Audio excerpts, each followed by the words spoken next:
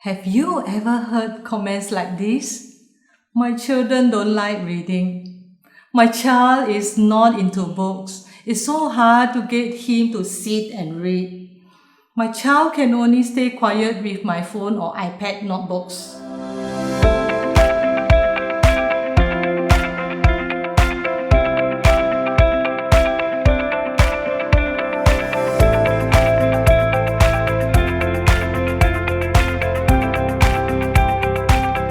Hi everyone, I'm Miss Ho, founder of Alpha and Friends, and in today's video, I'm going to talk about why nurturing reading habits in young children is important, and I will share my 8 tips in raising children who love reading and learning. Well, bringing up children is difficult, especially in this digital era. We call these children digital natives. However, we need to realize that we adults play an important role in shaping the child's reading interests. Adults need to be the role models. They need to provide the environment and plan the routine activities to support the child's love of learning. Let's talk a little about why encouraging your child to love reading is important. Reading broadens knowledge. He gets to learn about the world around them. Reading develops vocabulary and language skills. Reading increases attention span. He can focus and concentrate better. Reading develops a child's imagination, especially when he reads on fairy tales and fantasy books. Reading develops empathy as he explores about relationships, situations, and personalities in the story. Reading promotes thinking skills such as analytical thinking skills.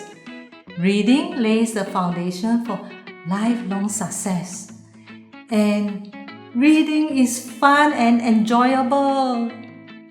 So let me share my own experience in raising children who love reading and learning. Start early, start young.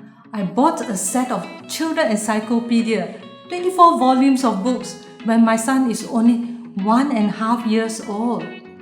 My daughter always hold a book when she drank from her milk bottle in the morning.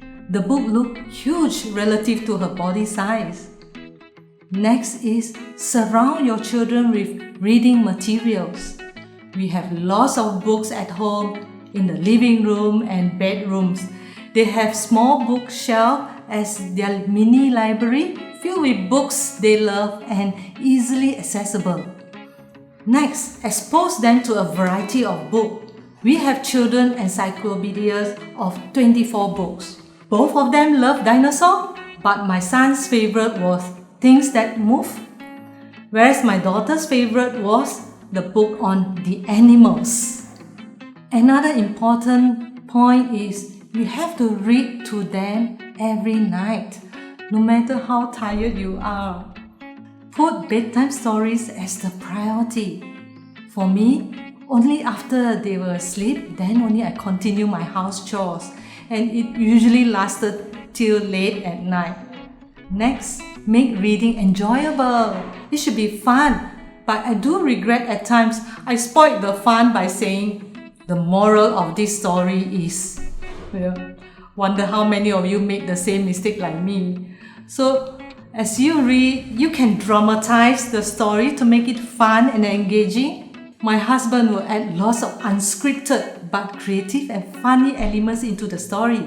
For example, back in our times, we love Phua Chu Kang. And can you imagine Phua Chu Kang was in their bedtime stories? Take them to the local library. Library has lots of books and they are available for us to bring it home. As a young parent, probably like many of you, we just started work after a few years, so we have to be very careful in our spending. We were very frugal. So what I did was, I actually borrowed their cousins' library cards in order to borrow 8 books each time. So please visit the local library. Next, you can use technology to enhance the learning. Some books have links to websites or apps that we can extend the children's learning and enhance their experience, such as watching an animation video, scan and watch virtual reality VR animals that come to life, or playing an interactive game.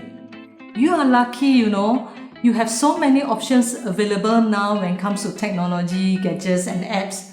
20 years back, we don't have this luxury. We have a bulky PC and CD-ROM player with very limited interactive games to choose from.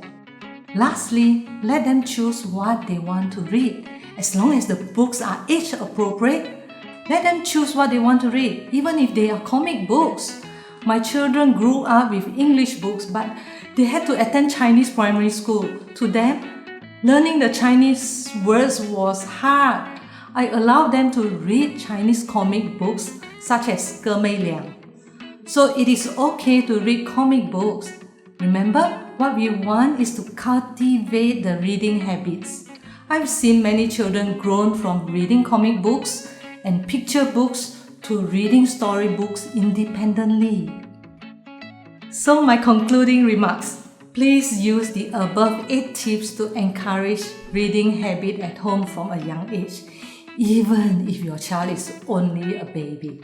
Because reading develops vocabulary, increases attention span, and promotes analytical thinking. It will benefit your child not only academically, but also lays the foundation for lifelong success.